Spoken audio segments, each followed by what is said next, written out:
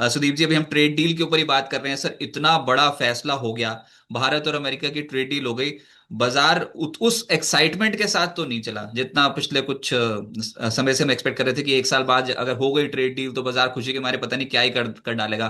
तो ये तो डायरेक्टली कनेक्टेड है। अगर अगर ये ग्रोथ रेट डायरेक्टली कनेक्टेड नहीं थी तो ये टैरिफ्स और साथ साथ डोनाल्ड ट्रंप की पॉलिसीज और ट्रेड डील तो डायरेक्टली कनेक्टेड है मार्केट से। मार्केट क्यों पीछे है अभी, मतलब चल क्यों नहीं पा रहा है?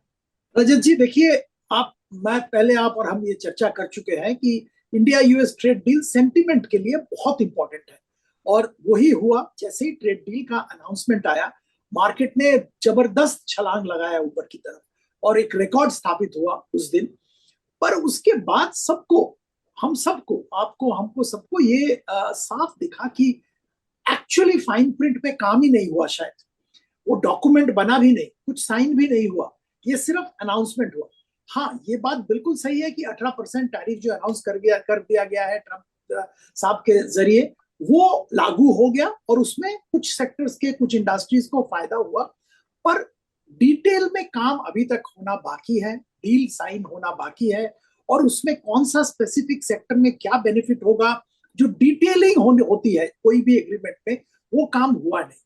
तो इसीलिए मुझे लगता है बहुत सारा अनिश्चयता अभी भी इंडिया यूएस ट्रेड डील को लेके है।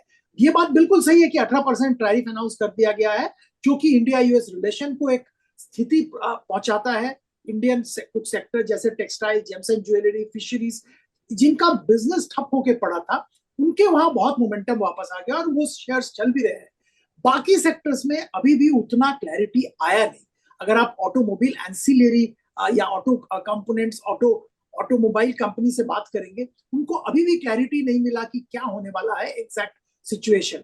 अगर आप केमिकल, स्पेशलिटी केमिकल्स वालों से बात करेंगे, वहां पे भी फुल क्लैरिटी अभी तक नहीं है। ये एग्रीमेंट कंप्लीट होने के बाद, अनाउंसमेंट होने के बाद तभी आएगा। और आखिर में मैं एक और चीज बताने वाला हूं, जो कि शायद पैलेटेबल नहीं है, और ट्रम्प साहब का मूड स्विंग भी बहुत जबरदस्त होता है। जी। कुछ पिछले कुछ कंट्रीज के साथ हम लोगों ने देखा है, कुछ अनाउंसमेंट हुआ, फिर उसके बाद वो रिट्रैक्ट करते हैं, दूसरा कुछ अनाउंसमेंट आ जाता है। तो definitely trade deal announcement positive है, पर इतना भी प्रसन्न होने की कारण नहीं है मार्केट को, इतना भी एक्साइटेड होने की कारण नहीं है। और मार्केट सही तरीके से बिहेव कर रहा है as far as India US trade deal is concern. Excitement दिखाया, सेंटिमेंट पॉजिटिव हो गया, उसके बाद एक्चुअल रियलाइजेशन धीरे धीरे आया, थोड़ा बहुत करेक्शन हुआ, नीचे आया, उसी लेवल पे ट्रेड कर रहा है। अगर आप देखेंगे, एफआईआईज ने थोड़ा थोड़ा करके कैश मार्केट में खरीदारी करना शुरू किया, यही एक्सपेक्टेड था। ऐसा नहीं है कि एफआईआई एक साथ 10-20 हजार करोड़ पैसा लगा देंगे इंडिया में, कभी ऐसा नहीं होगा, क्योंकि इंडिया का वैल्यूएशन, जो हम हमेशा बात करते आए हैं, अभी भी रिच है। थोड़ा थोड़ा करके, जो कहते हैं ना, फूक फूक के छाछ पियेंगे, अभी भी कोई इतना जल्दबाजी वो नहीं करेंगे। वही हो रहा है और वही होगा। अच्छा डेवलपमेंट है, पर इतना भी कुछ एक्सूबरेंस की कोई बात नहीं है जो मार्केट ने इनिशियली दिखाया था। सर यही तो बात आपकी अच्छी लगती है, मतलब बेबाक राय रख दी। और मैं यही सोच रहा था कि सुदीप जी आएंगे तो मैं यही सवाल पूछूंगा कि मार्केट में ऐसा यूफोरिया, ऐसा क्रेज क्यों नहीं आ रहा, फोमो फैक्टर क्यों नहीं आ रहा। सब बोल रहे हैं भाई ले लेंगे कोई बात नहीं यार। अब तो मतलब ऐसा मनी उखड़ गया है ना कि पिछले एक साल में इतना नुकसान हो रखा है कि लोग बोल रहे हैं यार ले लेंगे कोई बात नहीं, पहले पिछले दाम आन दो। पिछले दाम ही नहीं आ रहे। तो 2024 में लगा रखे थे जब टैरिफ थ्रेट्स हुई थी, तो बताओ अगर इतना ही खुश था मार्केट तो सारे दाम वापस आ जाते स्टॉक प्राइसेस के। वो तो दाम आए नहीं। अभी ऐसी हालत तो रखी है मार्केट की, आप ये तो सोचो कि मार्केट तो छोड़ो, ये सिल्वर और कैसे 45% नीचे आ गई, ऊपर से नीचे। और कैसे बिटकॉइन का भाव 55% टूट गया है। तो सिर्फ जी हड़कंप मचा हुआ है अक्रॉस द कैटेगरी। ऐसा लग ही नहीं रहा कि हम किसी भी स्टेबिलिटी की तरफ हैं अभी। फाइनेंशियल मार्केट्स को अनस्टेबल सिचुएशन तो पसंद आती कोई नहीं। तो इसमें इतनी ज्यादा अनसर्टेनिटी और अनस्टेबिलिटी की तरफ है तो ना कोई एसेट क्लास परफॉर्म कर सकती। निवेशक बहुत परेशान हो रहे हैं सर। अजीत जी, हमने और आपने ये बात पहले भी किया है। देखिए, मेरे जो यूएस में मित्र हैं, जो मार्केट में, यूएस मार्केट में काम करते हैं, वो हमको साफ बता रहे हैं कि देखो, आप स्टेबिलिटी, स्टेडी, स्टेबल सिचुएशन, उसको भूल जाओ। एक साल ट्रम्प साहब का हो गया है, हो रहा है, हो गया है, सॉरी, हो गया है, 20 जनवरी को हो गया है। और 3 साल के लिए आप वोलेटिलिटी के लिए तैयार रहो। ये ट्रम्प साहब के एडमिनिस्ट्रेशन में वोलेटिलिटी रहेगा, और you be prepared for that. तो पहली बात तो ये है, ये अजम्पशन से हमको काम चालू करना पड़ेगा, फिर हम सही नतीजे पे पहुंचेंगे। दूसरी बात यह है कि जैसे मैं जिक्र कर रहा था कि देखिए, गोल्ड सिल्वर के प्राइसेस अगर आप देखेंगे, क्या भयंकर प्राइस बढ़ा था।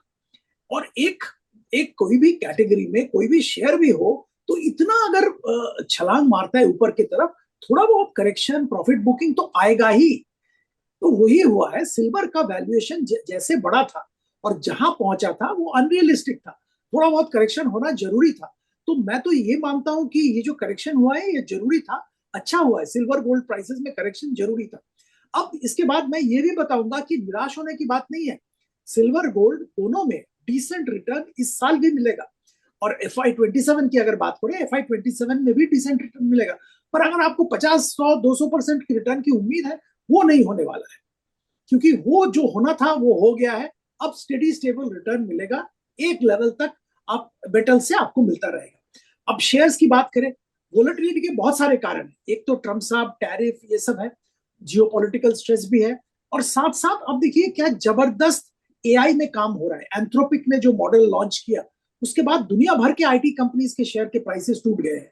वो भी मार्केट पे प्रेशर डाल रहा है कि नया पैराडाइम आ गया है मार्केट में, कैसे आने वाले दिनों में कामकाज होगा, कैसे आईटी कंपनी सर्विस प्रोवाइड करेंगे, कितना उनका कॉस्ट रिडक्शन करना पड़ेगा to survive, to provide efficient service. ये सारे क्वेश्चन आज क्वेश्चन ही आए हैं, इसके सोल्यूशन अभी तक इमर्ज नहीं हुआ है।